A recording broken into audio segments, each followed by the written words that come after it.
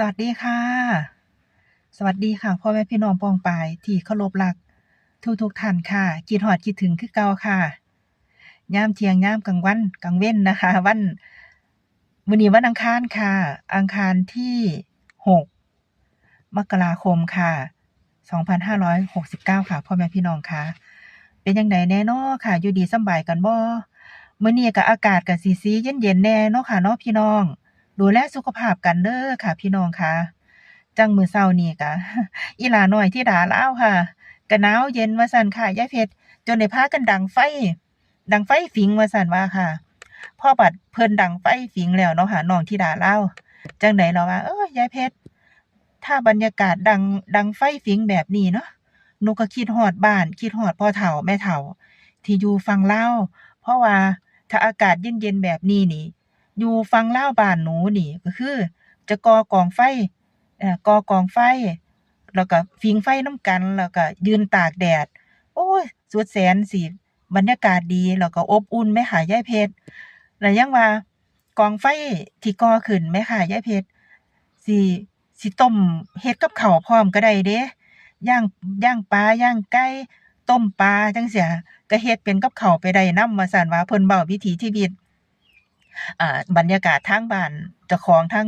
สปปลาวเนาะค่ะพ่อแม่พี่น้องค่ะน้องธิดาลาวน่ะก็คงสิพอเห็นบรรยากาศแบบนี้ก็คงสิคิดฮอดพ่อเฒ่าแม่เฒ่าล่ะเนาะ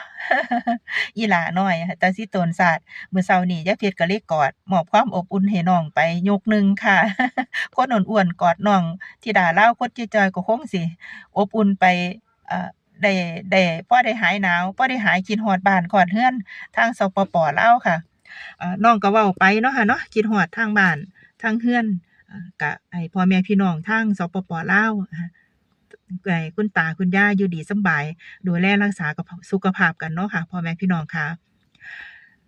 ยายเพชรมีเรื่องราวของน้องธิดาลาวค่ะมาเว้าจากจี้โจยสู่พ่อแม่พี่น้องได้รับชมรับฟังนำกันเนาะค่ะวันที่เมื่อวานเนี่ยค่ะเมื่อวานนี้คือวันที่5มกราคมนะคะช่วงแลงๆเนาะ หลังเลิกงานพี่ฝ้ายกลับจากโรงเรียนเรียบร้อยแล้วนะคะก็พากันไปฮอดนอนนานะส่วนพ่อผู้น้องธิดาลาวนะแล้วก็พี่ปรารถนานะคะก็ได้พากันเตรียมตัวมาลุกคุกควันนะคะน้องธิดาลาวเพิ่นก็ใส่ชุดเก่งของเพิ่นเลยนะคะชุดเสื้อปุ๋ยนะคะอันนั้นเป็นชุดเก่งของน้องธิดาลาวตัวตนของน้องเนี่ยแบบสบายๆเพิ่นก็ใส่ชุดชุดปุ๋ยไว้นั่นแหละชุดเสื้อแถมจากปุ๋ยนะคะใส่ไว้เนาะยายเพชรก็ถามว่าอ้าวหนูจะไปไหนเพิ่นก็บอกว่าหนูจะไปหาพี่อ้ายค่ะยายเพชรหนูจะไปบ้านพ่อนกค่ะพ่อนกเสียงวิหกอยู่ไสล่ะหนูอยู่อำเภออาจสามารถจังหวัดร้อยเอ็ดว่าซั่นค่ะเมื่อวานนี้พ่อผู้กับแม่พึ่งก็ได้พาลูกๆไปก็คือไปร่วมงานสวัสดีปีใหม่อ่าของบ้านเสียงวิหกนะคะแล้วก็บอสนุแล้วพี่อาอายซึ่งน้องธิดาลาวนี่ก็ดีใจบักคักเลยค่ะพ่อแม่พี่น้องค่ะเพิ่นสิได้ไปหาพี่อาอายค่ะพอไปฮอดก็ไปฮอดก็สิค่ำๆแหน่จักหน่อยเนาะค่ะเพิ่นสิไปลงจับปลาว่าซั่นน้องธิดาลาวนะมันก็ค่ำแล้วค่ะสิเอ่อตะเวนตกดินแล้วเนาะค่ะก็สิบรรยากาศก็สิมืดๆมัวๆไปแหน่ค่ะแม่พึ่งก็เลยบอกว่าบ่ให้ลงดอกว่าซั่นว่ามันค่ำแล้วมันอากาศเย็น ทั้งนี้ทั้งนั้นนี่ก็คือน้องธิดาลาวค่ะก็ได้นำขนมที่ได้มาจากขนมข้าวก้นบาทนะคะจากหลวงตาท่านได้ส่งมาให้น้องธิดาลาวค่ะน้องธิดาลาวก็ได้แบกกระสอบขนมค่ะไปฝากพ่อๆแม่ๆบ้านเสียงวิหกนำกันค่ะก็ด้วยความดีอกดีใจนะคะได้เอาขนมไปฝากไปต้อนก็เป็นน้ำใจอันน้ำใจที่น้องธิดาลาวนะคะคิดฮอด คิดถึงพ่อแม่ๆ FC พ่อแม่ๆของทีมงานเสียงวิหกนะคะเพิ่นไปฮอดก็ดีใจค่ะพ่อแม่พี่น้องค่ะอันบัดนี้เพิ่นว่าเพิ่นสิพากันกลับค่ะพ่อผู้สิพากลับพ่อนกกับบอสนกก็บอกว่ายังกลับบ่ทันได้เด้หนูขึ้นเวทีรถแห่เสียงวิหกให้พ่อกับแม่ก่อนว่าซั่นว่าเพิ่นก็แฮ่งดีใจบักคักเดะค่ะพ่อแม่พี่น้องค่ะ ขึ้นทั้งชุดอันเสื้อปุ๋ยเพิ่นนั่นล่ะค่ะพ่อแม่พี่น้องค่ะไป คลิปบางช่วงบางตอนค่ะแล้วก็ความน่ารักของน้องอยู่บนเวทีรถแห่เสียงวิหกกันค่ะ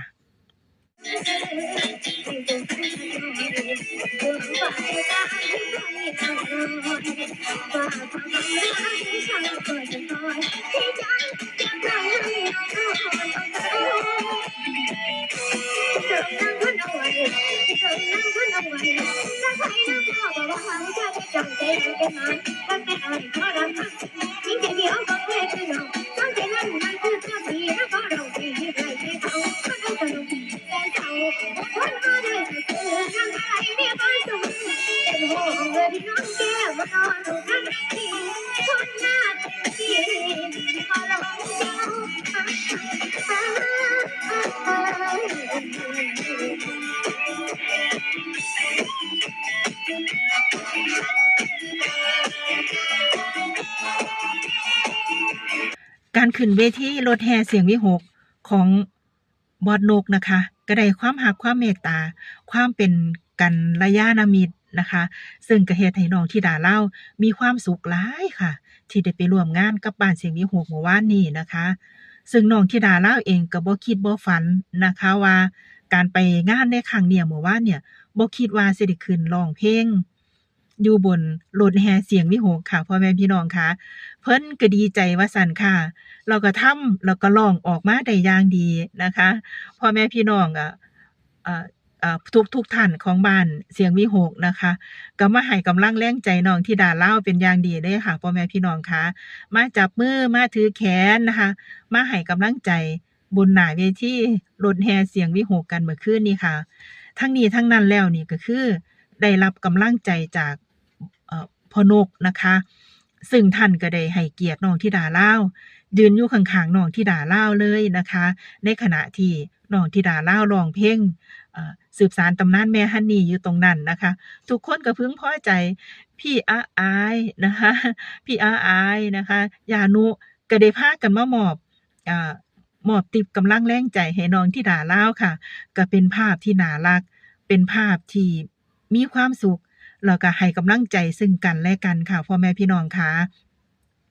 ซึ่งพ่อนกเนี่ยก็ยืนอยู่ข้างๆน้องบนเวทีนั่นค่ะก็เป็นภาพที่โอ้ยยายเพชรก็ปลื้มอกปลื้มใจนำน้องธิดาลาวปลื้มใจนำบ้านศรีวิไลแล้วก็มีความสุขนำบ้านศรีวิไลค่ะที่ได้รับเกียรติได้ความรักจากบอสนกหรือว่าพ่อนกนะคะย่านุนำกันนะคะซึ่งท่านก็ให้กำลังใจแล้วก็มอบรางวัลทิปให้น้องธิดาลาวด้วยนะคะเป็นภาพที่แสนอบอุ่นบรรยากาศที่ดีมีความสุข อบอวลไปด้วยความรักความเมตตานะคะทุกคนก็ชื่นชมอีหลาอย่างมากเลยค่ะเมื่อคืนนี้ค่ะธิดาลาวนี่ก็ได้สวมเสื้อปุ๋ยเลยนะคะแล้วก็มีการนี่ล่ะค่ะขึ้นเวทีรถแห่อลังการโชว์ค่ะแล้วก็น้องธิดาลาวนี่ดีใจหลายๆนะคะที่พี่อาอายได้เข้ามาสวมกอดแล้วก็ได้มาให้อ่ารางวัลติปรางวัลก็เป็นกำลังใจ ให้น้องธิดาลาวนำกันค่ะพ่อแม่พี่น้องค่ะยายเพชรฝากอีกเด้อค่ะพ่อแม่พี่น้องค่ะเรื่องราวของบ้านศรีวิไลนะคะซึ่งพ่อผู้ก็ได้ขึ้นเพจของบ่าวผู้นั่นล่ะเนาะค่ะว่าโปรแกรมของบ้านศรีวิไลเนี่ยในเดือนกุมภาพันธ์นะคะในวันเสาร์ที่21กุมภาพันธ์2569ค่ะพ่อแม่พี่น้องค่ะจะมีงานสานฝัน เอ่องานสานฝันปันน้ำใจสู้ภัยหนาวนะคะอยู่ที่อำเภอโพนทองจังหวัดร้อยเอ็ดค่ะซึ่งงานนี้น้องธิดาลาวแล้วก็ลูกๆพี่ๆบ้านศรีวิไลทุกท่านนะคะก็จะได้ไปร่วมงานร่วมกิจกรรมงานสานฝันปันน้ำใจสู้ภัยหนาวนะคะอยู่ที่อำเภอโพนทองจังหวัดร้อยเอ็ดค่ะสิได้พากันไปร่วมกิจกรรมนำทางทีมงาน มีกิจกรรมการร่วมมอบผ้าห่มมอบเสื้อแขนยาวเสื้อกันหนาวแล้วก็แถมยังมีการมอบทุนการศึกษาให้กับน้องๆนำนะคะพ่อแม่พี่น้องค่ะยายเพชรก็ฝากพ่อแม่พี่น้อง FC ผู้อยู่ไกลโซนทางนั้นนะคะไปสามารถไปร่วมกิจกรรมกับทีมงานได้นะคะสิไปร่วมมอบทุนหรือว่ามีทุนการศึกษาไปมอบให้ลูกๆนักเรียน ได้นะคะในวันเสาร์ที่21กุมภาพันธ์2569ค่ะอยู่ที่อำเภอโพนทองจังหวัดร้อยเอ็ดค่ะเดี๋ยวสถานที่หม้องใดนี่เดี๋ยวคลิปหน้ายายเพชรสิเอามาแจ้งข่าวโปรข่าวให้พ่อแม่พี่น้องได้รับทราบรับชมนำกันเพราะว่าถ้าผู้ใดอยู่ใกล้โซนทางนั้นก็สิได้ไปพบพ้อแล้วไปหากันเนาะพ่อแม่พี่น้องค่ะ21กุมภาพันธ์2569ค่ะช่วงท้ายคลิปนี้ยายเพชรก็ขอบคุณ พ่อแม่พี่น้อง FC บ้านศรีวิไล FC น้องธิดาลาวแล้วก็ขอบคุณ FC ทุกท่านนะคะที่ได้ให้ความรักความเมตตาได้เข้ามาชมช่องยูทูบของยายเพชรผีฝ้ายเข้ามาคอมเมนต์ให้กำลังใจ FC พลังบวกเข้ามากดไลค์กดแชร์กดหัวใจทุกท่านเป็นพระคุณอย่างสูงนะคะยายเพชรขอบคุณหลายๆค่ะ สุขีมันเสมอมันคือเก่าหักแกนกันไว้คือข้าวเหนียวหนึ่งไม้อย่าฟ้าวถิ่มฟ้าวป่าอย่าเพียดไปทางใดเด้อพ่อแม่พี่น้องค่ะอยู่เป็นกำลังใจให้ยายเพชรกับพี่ฝ้ายแบบนี้ไปโดนๆเด้อค่ะเด้อช่วงท้ายคลิปนี้คงพอๆกันไว้เท่านี้ก่อนสวัสดีค่ะ